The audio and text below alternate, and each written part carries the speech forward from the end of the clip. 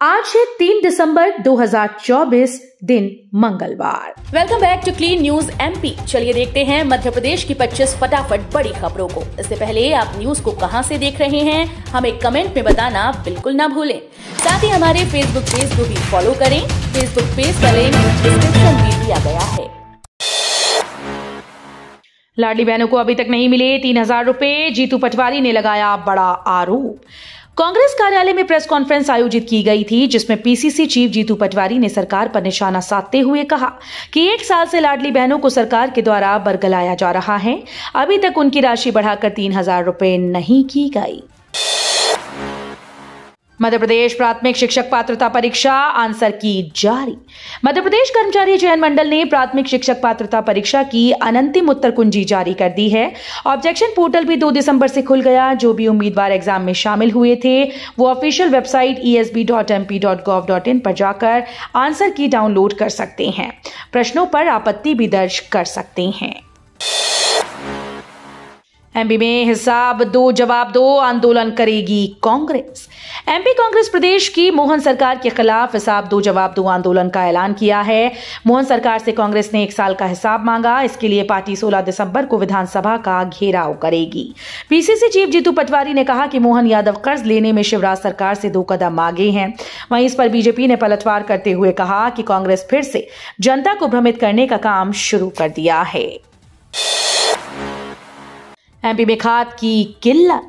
मध्य प्रदेश में सरकार के लाख दावे के बाद भी खाद की किल्लत बनी हुई है। खाद पर केंद्रीय कृषि मंत्री शिवराज सिंह चौहान के बयान, प्रदेश सरकार और विपक्षी पार्टी कांग्रेस नेताओं के बीच आरोप प्रत्यारोप भी लगते रहे। इस बीच पुलिस और जिला प्रशासन की मनमानी भी सामने आई। खाद के लिए लाइन में लगना, भगदड़ मचना और मारपीट की नौबत आना आम बात हो गई है। सीएम डॉक्टर मोहन यादव के सुरक्षा काफिले के लिए कुशल ड्राइवर्स की तलाश। मध्य प्रदेश में मुख्यमंत्री डॉक्टर मोहन यादव के सुरक्षा काफिले के लिए कुशल और अनुभवी ड्राइवर्स की तलाश तेज हो गई। जानकारी के मुताबिक मौजूदा समय में ड्राइवर्स की कमी होने के कारण पुलिस मुख्यालय ने सभी जिलों के पुलिस अधीक्षकों को आदेश जारी कर ऐसे अनुभवी ड्राइवर्स की जानकारी भेजने को कहा जो मुख्यमंत्री के काफिले का हिस्सा बनने के योग्य हों।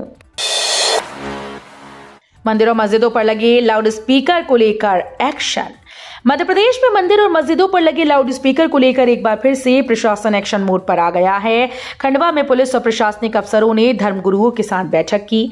अधिकारियों ने कहा कि धार्मिक स्थलों से 2 दिन में तेज लाउड स्पीकर हटाएं। अगर ऐसा नहीं होता है तो प्रशासन का अमला कार्रवाई करेगा। एमपी का माधव नेशनल पार्क बना, अटपा टाइगर रिजर्व, एनटीसीए की मंजूरी। शिवपुरी के माधव राष्ट्रीय उद्यान को अब टाइगर रिजर्व का दर्जा मिल गया है। एनटीसीए ने इसकी मंजूरी दे दी। मध्य प्रदेश में पहले से ही 7 टाइगर रिजर्व मौजूद हैं। माधव नेशनल पार्क में अभी 1 नर और 2 मादा बाघ हैं और जल्द ही एक और जोड़ा लाया जाएगा। इस फैसले से बाघ संरक्षण और कूनो चीता परियोजना को बल मिलेगा। साथ ही इको टूरिज्म को भी बढ़ावा मिलेगा।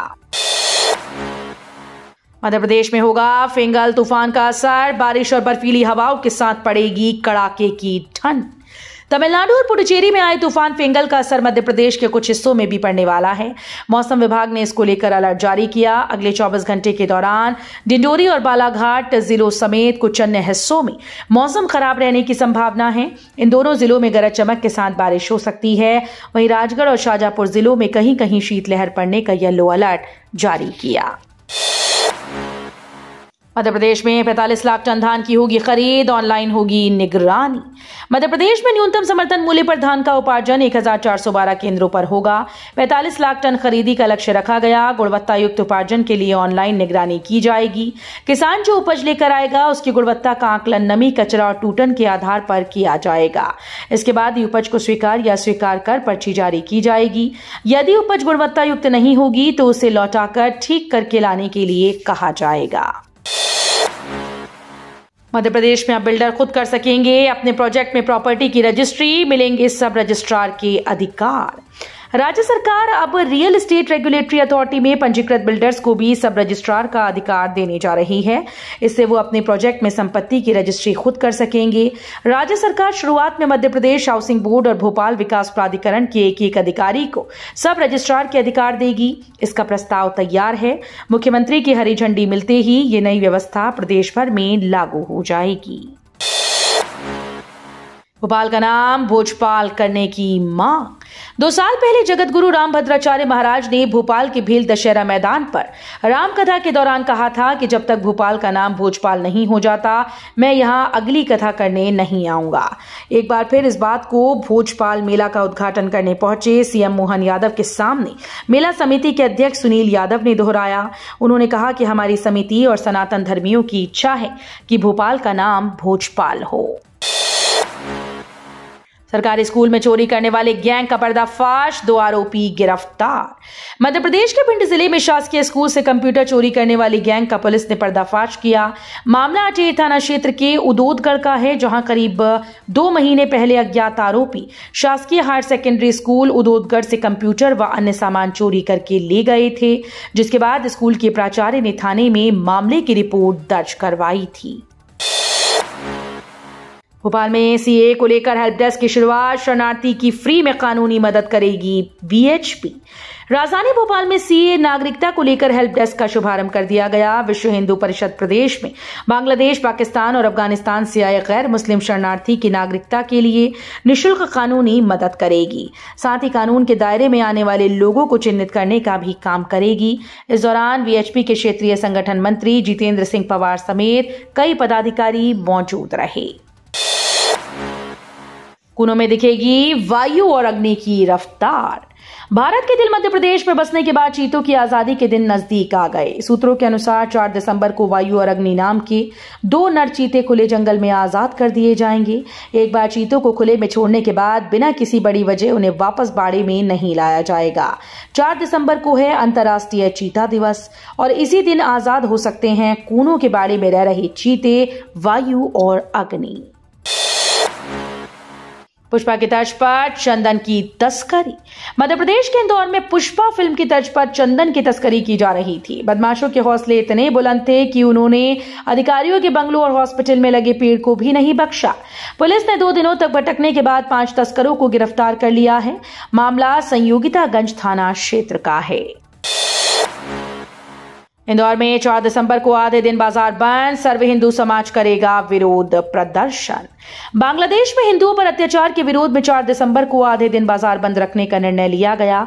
इंदौर के cloth market association, Siyaganj merchants association, दाल चावल विक्रेता संघ सहित शहर के कई व्यापारी संगठनों ने बंद को समर्थन दिया। वहीं सर्व हिंदू समाज के बैनर तले विरोध प्रदर्शन किया जाएगा। कानफोड़ू साइलेंसर पर चला बुलडोजर। मध्य प्रदेश के अलीराजपुर में तेज और कर्कश ध्वनि निकालने वाले मॉडिफाइड साइलेंसर बुलेट और बाइक में लगाकर घूमने वाले चालकों पर यातायात पुलिस के द्वारा चालानी कार्रवाई की जा रही है। इस बीच मॉडिफाइड साइलेंसर जब्त भी किए जा रहे थे। वहीं यातायात पुलिस के द्वारा जब्त किए गए 35 साइलेंसर पर बुलडोजर चलाकर नष्ट किया गया। इंदौर सराफा बाजार में बंगाली कारीगरों की जांच की मांग। मध्य प्रदेश के इंदौर में सराफा बाजार में काम कर रहे बंगाली कारीगरों की जांच की मांग की गई। इसे लेकर कांग्रेस ने सराफा एसोसिएशन को एक लेटर लिखा। पत्र में सराफा बाजार में कई बांग्लादेशी नागरिकों के काम करने का आरोप लगाया गया। वहीं कांग्रेस ने अनाधिकृत रूप से काम करने वाले बांग्लादेशियों की सूची पुलिस को सौंपने का निवेदन किया। सिंधिया स्कूल के छात्र ने बनाया मानव ले जाने वाला ड्रोन MLDT-01। मध्य प्रदेश के ग्वालियर रियासत कालीन सिंधिया स्कूल के एक छात्र ने ऐसा ड्रोन बनाया जिसमें एक व्यक्ति भी बैठ के उड़ सकता है। मेधांश त्रिवेदी ने 3 महीने की कड़ी मशक्कत और करीब 3.5 लाख रुपए की लागत से इस ड्रोन को तैयार किया, जिसे MLDT-01 नाम दिया गया। छात्र का कहना है कि उसे चीन का ड्रोन देखने के बाद कुछ अलग करने की प्रेरणा मिली। इसमें उसके शिक्षक मनोज मिश्रा ने मोटिवेशन के साथ तकनीकी रूप से भी उसकी मदद की। भोपाल में लगातार बढ़ते वायु प्रदूषण पर निगम हुआ सख्त। भोपाल में लगातार बढ़ते वायु प्रदूषण के चलते निगम प्रशासन को मैदान में उतरकर अब कमान संभालनी पड़ रही है।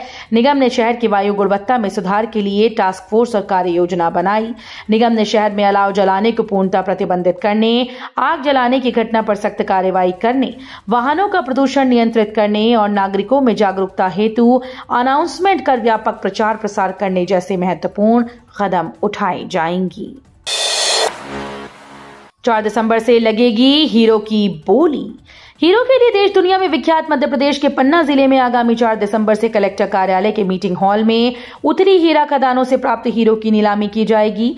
नीलामी में 4,17,49,726 रुपए की अनुमानित कीमत के 127 नग छोटे बड़े हीरे रखे जाएंगे। इसके साथ ही कलेक्टर की अध्यक्षता में आयोजित नीलामी में अन्य छोटे बड़े हीरे भी नीलाम किए जाएंगे। बागेश्वर धाम प्रमुख पंडित धीरेन्द्र शास्त्री को जान से मारने की धमकी। मध्य प्रदेश के छतरपुर जिले के बागेश्वर धाम पीठ के प्रमुख और प्रसिद्ध कथावाचक पंडित धीरेन्द्र कृष्ण शास्त्री को जान से मारने की धमकी दी गई। पंजाब का एक कट्टरपंथी बरजिंदर परवाना उनके बयान पर खफा हो गया। उसने पंडित धीरेन्द्र शास्त्री को धमकाते हुए कहा कि उसकी उल्टी गिनती शुरू हो गई है, उन्हें मार डालेंगे। नागरिकों को मोबाइल पर एक क्लिक में मिलेगी जिले के संसाधनों की जानकारी। जिला प्रशासन ने सोमवार को हरदा GIS योजना प्रणाली परियोजना लागू की। मध्य प्रदेश शासन के राज्य इलेक्ट्रॉनिक विकास निगम और भारत सरकार के सूचना प्रौद्योगिकी मंत्रालय की सहयोग से प्रदेश के 5 जिलों हरदा, धार, उज्जैन, राजगढ़, सिवनी में जिला GIS योजना प्रणाली परियोजना लागू हो रही है। इसमें सबसे पायलट प्रोजेक्ट के रूप में हरदा जिले में सोमवार को कलेक्ट्रेट सभा कक्ष में आयोजित कार्यक्रम में हरदा GIS ऐप लॉन्च किया गया। रातापानी को मिला टाइगर रिजर्व का दर्जा, नोटिफिकेशन जारी। MP को 2 दिन में दूसरे टाइगर रिजर्व की सौगात मिली है। माधव नेशनल पार्क के बाद रातापानी को भी टाइगर रिजर्व का दर्जा मिल गया। राज्य शासन ने इसकी अधिसूचना जारी कर दी। रातापानी को टाइगर रिजर्व घोषित किए जाने के बाद MP में अब 9 टाइगर रिजर्व हो गए हैं। बता दें कि MP को टाइगर स्टेट का दर्जा मिला हुआ है। वर्ष 2022 की गणना के मुताबिक यहां 785 बाघ हैं। सीएम डॉक्टर मोहन आज आएंगे बालाघाट। स्वदेशी मेला और गायत्री महायज्ञ में होंगे शामिल। मुख्यमंत्री डॉक्टर मोहन यादव आज को बालाघाट नगर में आयोजित विभिन्न कार्यक्रमों में शामिल होंगे। वे यहां उत्कृष्ट विद्यालय में आयोजित हो रहे रोजगार मेले में शामिल होकर युवाओं को संबोधित करेंगे। साथ ही विभिन्न कंपनीज में चयनित होने वाले युवाओं को ऑफर लेटर भी प्रदान करेंगे। तो ये थी आज की 25 फटाफट बड़ी खबरें। अगर आपको न्यूज पसंद आई हो तो वीडियो को लाइक और शेयर जरूर करें। धन्यवाद।